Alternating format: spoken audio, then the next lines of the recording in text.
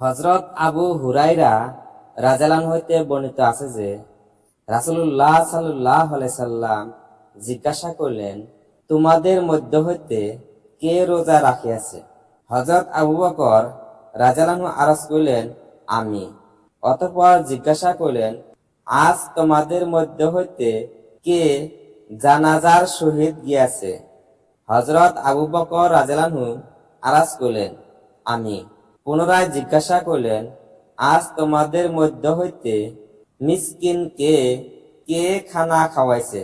হযরত আবু বকর রাদিয়াল্লাহু আরজ করিলেন, আমি। পুনরায় জিজ্ঞাসা করিলেন, আজ তোমাদের মধ্য হইতে কে অসুস্থ ব্যক্তিকে দেখিতে গিয়াছে? হযরত আবু বকর রাদিয়াল্লাহু আরজ করিলেন, আমি। তখন রাসূলুল্লাহ সাল্লাল্লাহু আলাইহি সাল্লাম ইরশাদ করিলেন, যে কোনো ব্যক্তির মধ্যে এই বিষয়গুলি জমা হইবে সে অবশ্যই জান্নাতে দাখিল হইবে।